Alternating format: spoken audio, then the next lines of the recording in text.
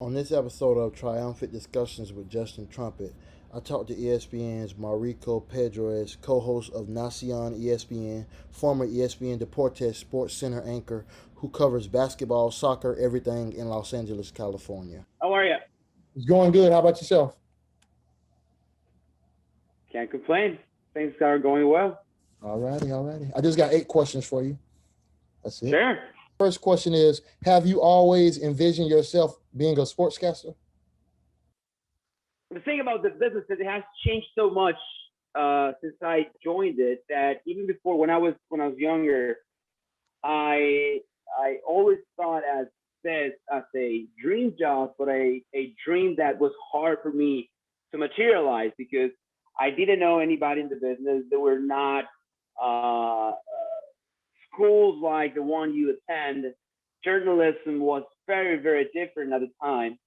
So not until I heard of this TV reality show Dream Job that I joined in 2006, that was the first time that I thought that I could be doing this for a living. But before that, no, in no way. I always thought it would be great to work on TV and cover major events and being involved around sports. But I never thought I would have the chance to be a part of this work, which is probably why I enjoy every second of it. I never take it for granted. And I just have so much fun doing it because it was truly something that I thought was so far fetched and in no way possible for me to be involved in what I do right now. So it's a matter of it used to be like this.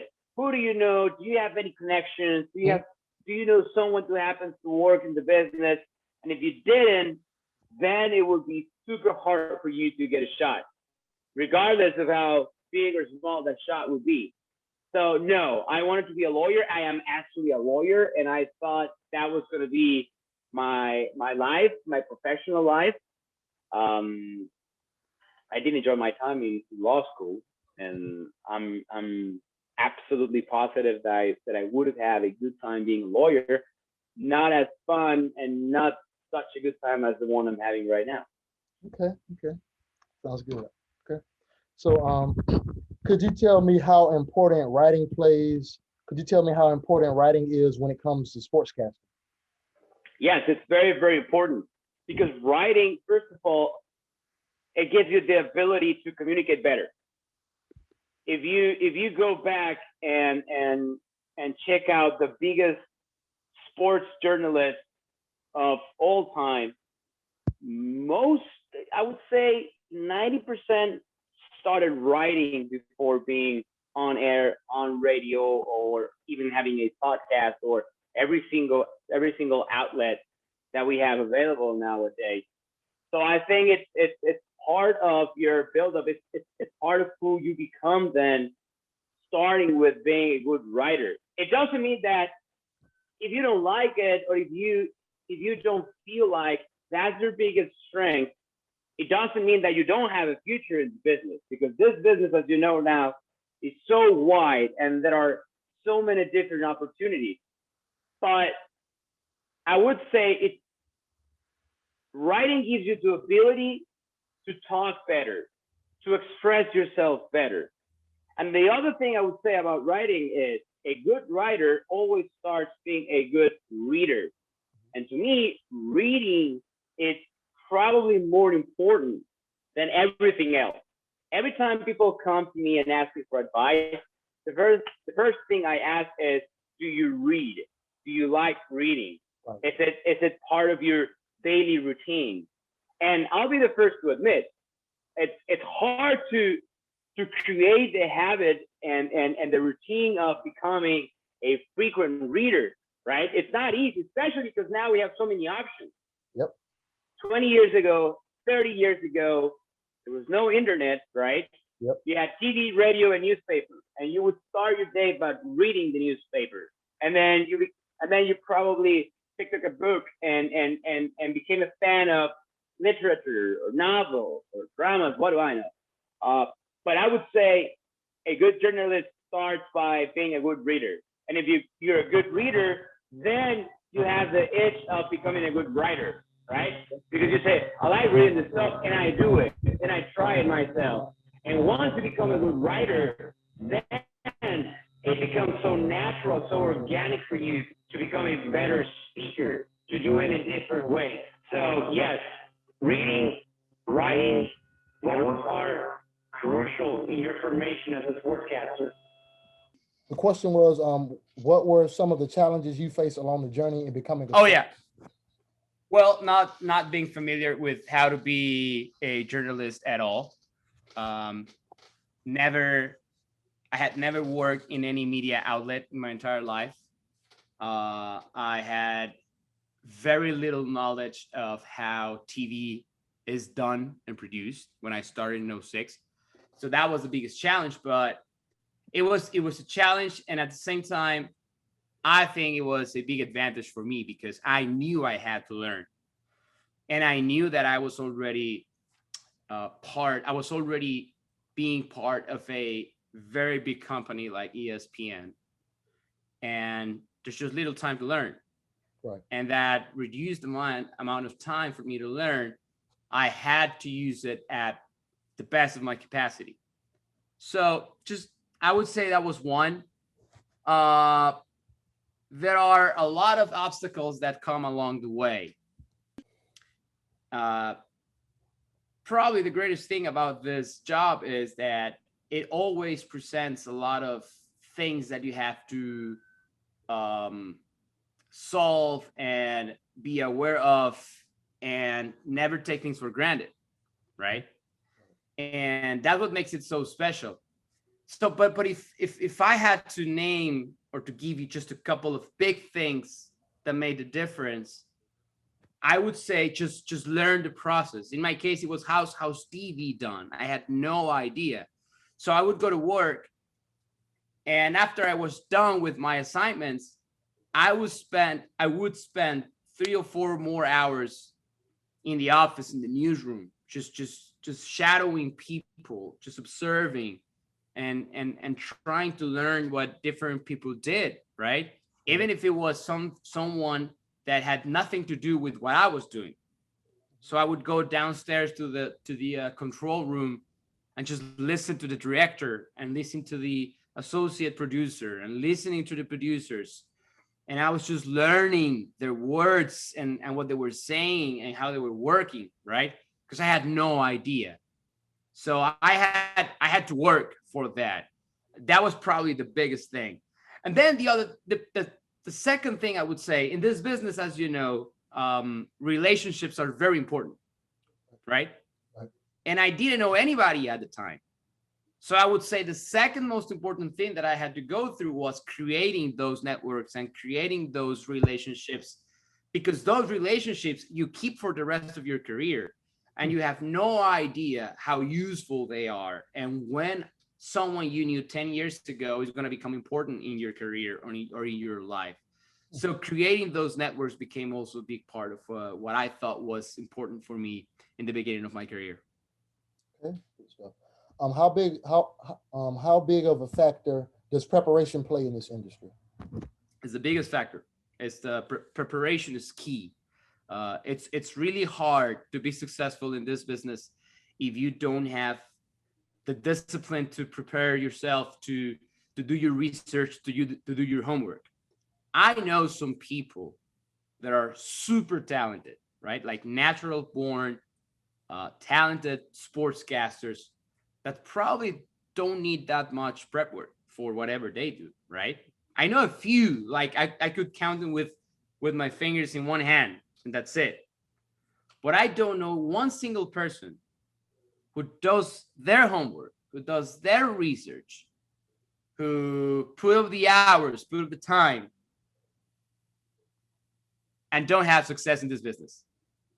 If you put up the hours, if you are disciplined, if you do your prep work, if you understand preparation is going to be the groundwork of your success, then you're going to do well in this business. So there are no shortcuts. And it doesn't matter how big of a fan you think you are of certain sport or certain athlete or certain league. there's a lot of stuff we don't know that is out there. And the only way to get to know those things is by being absolutely very well prepared, doing our homework, doing our research. Right. That's what every single sportscaster should have as part of your daily routine. Right. Yep. When did it dawn on you that you could do this? Like, when did it dawn on you that you knew you could do this, like truly become a sportscaster? Like, when did that moment click to you? Like, you knew that you knew that you could become a sportscaster. I don't know if there was just one moment, and I like the question, and I can tell you are you're part of the Dan Patrick journalism school, because that's one of the greatest questions he always asks his guests. and I'll tell you, every time I'm doing an interview, that's one of the questions that I like asking, because he's very revealing, right? He's very, very revealing. It's like I was interviewing Aaron Jones, the Packers running back, right? A month ago during the playoffs. Oh. And I asked him, so when you joined the team, when was the time you knew you were playing with one of the greatest quarterbacks ever in Aaron Rodgers? Because I want him to tell me an anecdote, right? I want him to take me to the huddle and say, listen, when we were down 6 points with 90 seconds left in the clock, and he was just so cool, collected, and he threw this fade pass to Devontae Adams, right? But it's not always the case, because I'm trying to give you a good answer and see if there was a moment that made me go, all right, I can do this for a living, right? Mm-hmm. I would probably say a year into my time hosting SportsCenter, because the first year to me was learning and experimenting with things, with catchphrases, with different, using my voice in different tones. But probably after a year, after one show, I probably walked out of the studio and said, and it's probably the wrong thing for me to say, but I thought to myself, okay, I can do this, right? It is a job, and it's not easy, but I can do it. But it happens, again, one other beauty of this business is that, as we already established, it's so big, it's so wide, there are so many things that you can specialize on, that one day you can probably do an interview, and after the interview, you're like, this was amazing, I should do interviews for the rest of my life. But then a week later, you do another interview, and you go like, damn, I struggled with this question, or it didn't go the way I wanted it to go. So there are going to be moments along your career that are going to give you a lot of satisfaction, and that are probably going to make you go, I'm good for this. But you have to be ready for the other moments, right? When you screw up, when you were probably not well prepared, or where things simply just didn't go your way. You also have to be prepared to identify those moments, learn from those moments, and move on, because it's going to happen. Okay. So was there ever a time when you felt like this wasn't for you, or you felt like giving up on sportscasting? Was there ever like a moment? Never. No, never. Okay. And I don't think it's ever going to happen, for one simple reason. We all start in this business because we are fans, right? Because we love sports. And for all of us, sports start as a hobby, right? It's not, when you're growing up, what's the most important thing in your life, or not in your life? That's your family, your friends, right? But the things that you do, the most important thing is school. And then sports are, your hobby, your entertainment source. But once sports that used to be your hobby, now they have become your profession, right? The thing that you do for a living. Once you realize that other people pay money to attend sporting events, and you get paid money to attend sporting events, you can't go back. You can't go back to normal. And once you're, because it's easy just to feel comfortable with that, right? Say, oh, this is awesome. Mm-hmm. And you talk to your friends, and they ask you for tickets, right? Because it's going to happen. Oh, you work talking sports, we're in ESPN. Hey, can I have some tickets? Can you hook me up with some tickets? Like you're Ticketmaster or something like that. But you have to appreciate, right, that you are in a position that your hobby became your daily work. And once you realize that, once you appreciate that, then you're going to work harder because you're going to go, I don't want to have to ever have a different type of life in a professional life than sports. I want this to be always my job and not go back to whatever else you would be doing if not sports. What does it take to get to the level you're at in this business, working for ESPN? Like, how much work did it take? Like, how much work did you put in to get to where you're at today? Like, how much hard work? That's just preparation. I mean, you can't measure it. It's impossible to tell you, listen, you have to put 10 hours a day, or you have to read 50 pages a day, or you have to write 1 column a day, or you have to do 3 interviews a week. It's hard to measure. There's no way to measure it. You are going to know the answer. And the answer not always comes associated with results, right? Because you have goals and you're probably, listen, this is what I want to do and this is where I see myself. Your level of preparation, it's never gonna be equal to the level of success, and it's okay, it's fine, because success is also very subjective, right? You can have a definition of what success is to you. I can have a different definition of that, right? And in my case, the thing that I do and the way I measure that is I go to bed every night and I ask myself, did I do my best possible, right? Did I leave everything on the table? Did I put my best effort in being a professional today? And if the answer is yes, then there's no better feeling.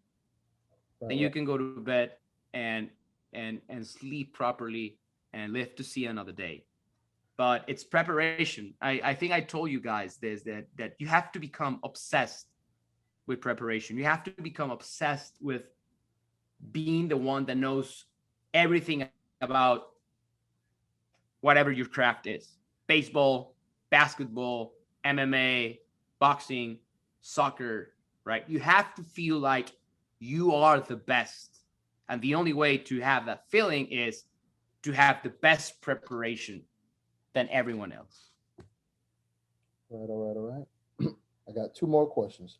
This one, if there are any tips, advice you could give or tell a person who's about to sit in front of a camera for the first time that may be nervous, what would be one thing you would tell them?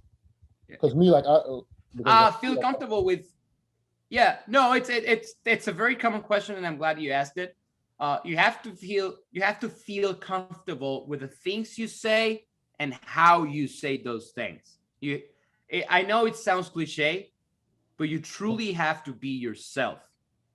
And one tip that I can give you is practice. Record yourself. Like, grab your computer, grab your phone, and record yourself. 2 minutes, 5 minutes, 10 minutes. You are your best judge because you know who you are and you know what you're capable of. Doesn't matter what other people say. There are things that can be fixed, and that's why you are attending journalism school, and teachers and professors are going to help you develop different kind of tools, like just remember your posture has to be this way, remember how to use your hands. But it's not going to work if it doesn't represent who you are.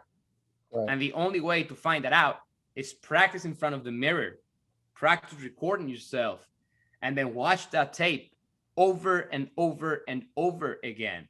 And once you've watched that, take notes and just work on the things that are make you look and present yourself for who you really are, right? Why would I use a word on camera that I would not use with my friends? Correct? Yep. Why would I use my hands like this if I'm not that expressive like this? But it all starts with you. And again, that are professionals that are going to help you, just picking specific things that you can adjust and change. But the most important thing is that you feel comfortable being you on camera. The rest is going to come by itself. Okay. Last question. What would be the best advice you could give someone who's trying to get into this business? Remember that there is no such thing as a small opportunity. Every opportunity is a big opportunity. How old are you? 22. I see. You mean you're a kid, man. You're a kid. I'm 38. I wish it was 22 again, bro. I never use my case as an example because it's just so rare. I started at ESPN, and there's a lot of people who think ESPN is probably the ultimate goal for people aspiring, who aspire to be a part of this business, right? Right. And yes, ESPN is, I mean, I would never change it for a dime, but I was very, very lucky to win a TV contest that got me here. Wow. That's not the way. The way starts with taking every single opportunity that presents your way. If it's a small radio station, if it's a newspaper, if it's a website, if it's people who already are producing a podcast and need people to support, right? Need people to produce. Take every single opportunity, appreciate it, and learn from it. That's the only way you're gonna be able to understand how the business works. You're gonna start creating relationships. We talked about relationships earlier and how important they are. So take every single opportunity. That's always my first advice. And then my second advice is, don't judge your work by, at this stage of your career, right? Where you are at right now. Right. Don't judge it by how many people read your column, listen to your podcast, or click on your YouTube videos. That doesn't matter right now. Right. But do it. Do it. Get yourself doing stuff. Yes, sir. Record a podcast, tape a podcast, write a column, create a YouTube channel, even if it's private, right? Have 10 of your buddies, send them the link, keep it close, and tell them, listen, I'm gonna be uploading my thoughts on sports once a week. Check it out. Give me your thoughts. But don't expect the big audience right away. Right. Because first of all, it's not gonna happen, and second of all, it doesn't really matter. Right. It doesn't really matter at this stage of your professional career, which is the beginning. But you have to do it. If you want to be on camera, if you want your voice to be heard, then you have to start doing it. Okay. Again, regardless of how many people listen or how many people react, it's not important right now. But start doing it as soon as you can. All right.